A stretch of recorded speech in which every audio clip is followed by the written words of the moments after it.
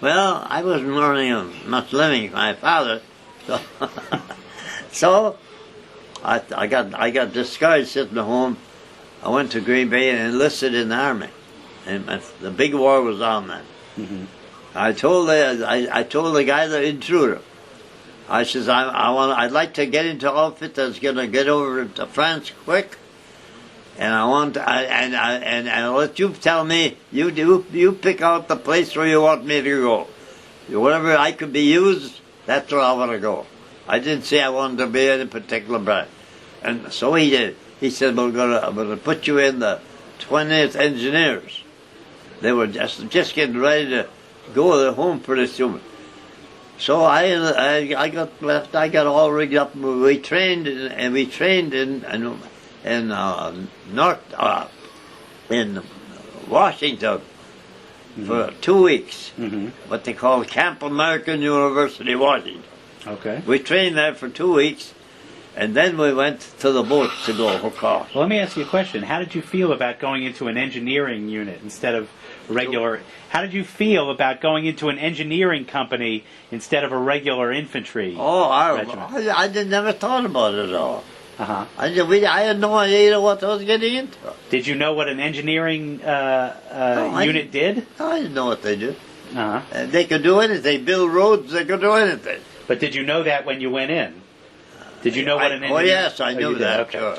Well, anyway, when we got on the boat to go across, the first thing we heard, we had two box cars full of barracks pans, and had all kinds of equipment that we could use when we get to France. We had it there to help us. Fire burnt the boat cars burnt the hill. Mm-hmm. We lost everything. Mm-hmm. When we got on the boat, all we had was two blankets and a mess kit.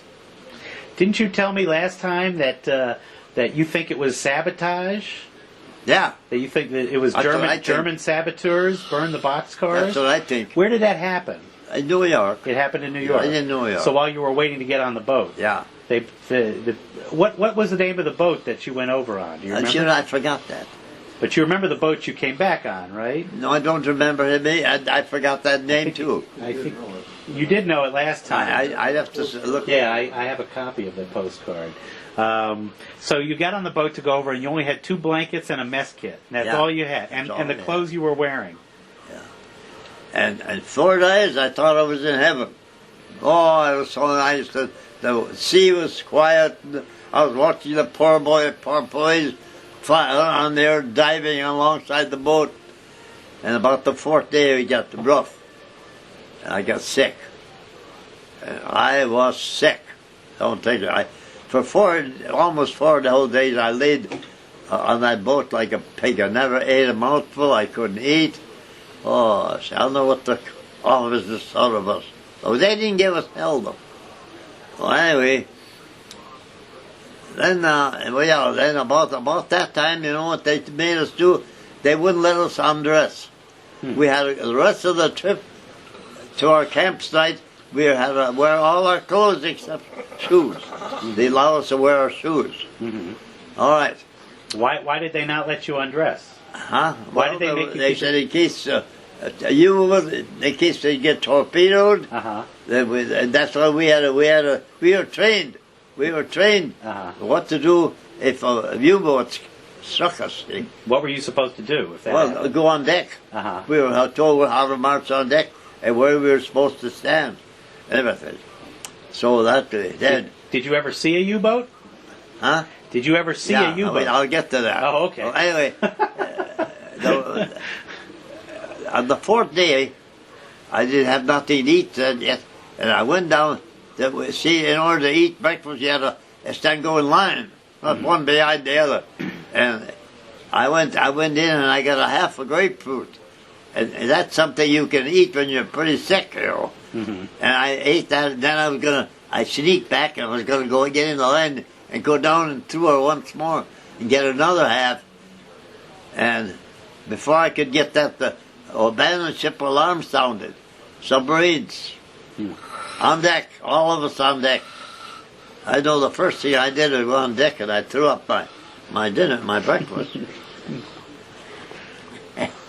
And then after that it got more quiet.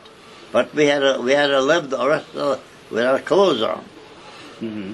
And then we got into the. So it was a false alarm. Yeah, it was. Didn't you? I think you told me last time that you saw the sub chasers. Yeah. And what did you think when you saw them? When we were down there in line on deck, we could see some specks out in the distance. And we didn't know what it was. And when they got closer, we discovered they were sub chasers. Oh, it was 11 boats in our convoy. I don't know if I mentioned that before. Uh-huh. And these sub chasers, they're fat. They were going in and around the boats. They're trying that. They were covering us all day, watching for subs. So we took they good care of us. What did you think when you saw them?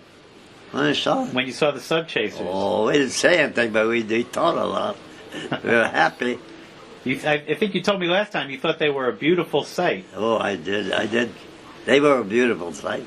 Uh, You remember that? I do remember that, yeah.